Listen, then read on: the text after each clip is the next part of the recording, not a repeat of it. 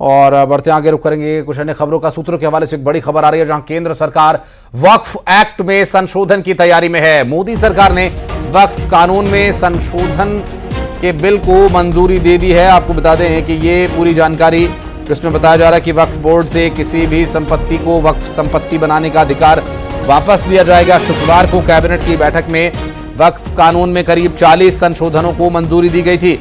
अगले सप्ताह संसद में यह बिल लाया जा सकता है और संशोधनों के अनुसार अब वक्फ बोर्ड जिस भी संपत्ति पर दावा करेगा उसका सत्यापन करना अनिवार्य होगा। साथ ही इसी तरह वक्फ के विवादित संपत्तियों का भी सत्यापन जरूरी होगा।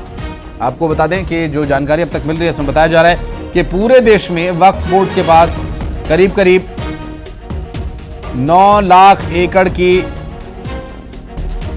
8 लाख संपत्तियां हैं और 2013 में यूपीए सरकार ने वक्फ बोर्ड को इसी तरह के अधिकार दिए थे कि जो जमीन आप बताएंगे वो आपको दे दी जाएगी, ऐसा दावा किया जा रहा है। हालांकि ये जो सत्यापन है, अब सत्यापन जरूरी होगा।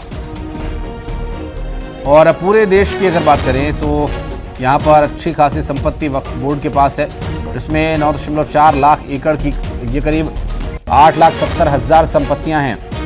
साल 2013 में यूपीए की सरकार के दौरान वक्फ बोर्ड को इस तरह के अधिकार दिए गए थे, क्योंकि 2014 में चुनाव होने थे।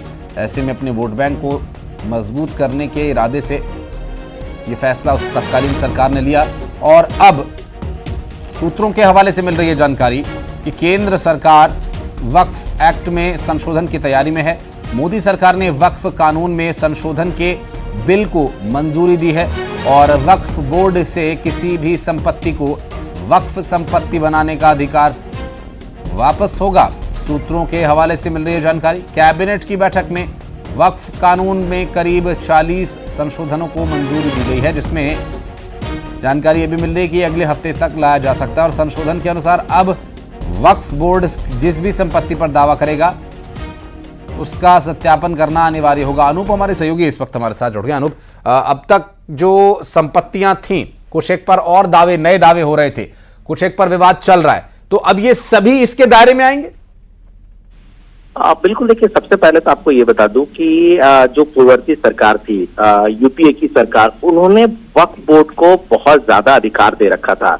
यानी कि वो बहुत ज्यादा चीजें या एविडेंस अब तक नहीं देते आ रहे थे।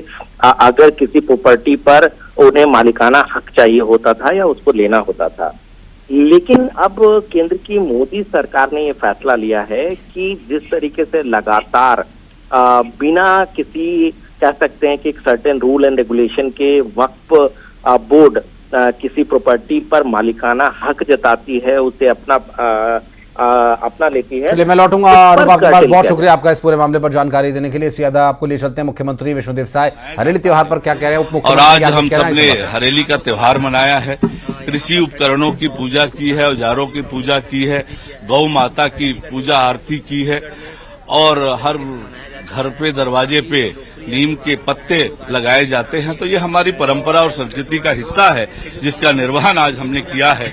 गेड़ी चढ़ने के लिए बड़ी उत्सुकता रहती है, तो निश्चित रूप से आज हरेली का ये पावन पर्व, सभी को बहुत बधाई और शुभकामनाएं।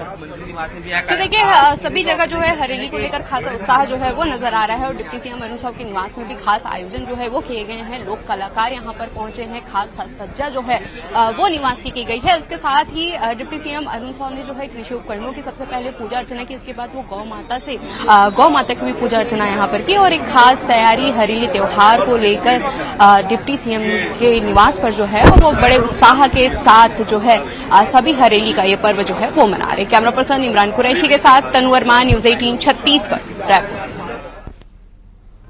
तो हरेली का त्योहार जिसे पूरे उत्साह उल्लास के साथ मनाया जा रहा है। छत्तीसगढ़ के पारंपरिक जो खेल हैं, जो पारंपरिक तरीके से चाहे वो कृषि उपकरणों का पूजन करना हो, देखिए किस तरह से यहाँ पर तस्वीरें जो आप देख रहे हैं, ये दरअसल प्रदेश के मुख्यमंत्री विष्णुदेव साय भी यहाँ पर कार्यक्रम में शामिल हुए और साथ ही उप मुख्यमंत्री अरुण साव यहाँ पहुँचे थे।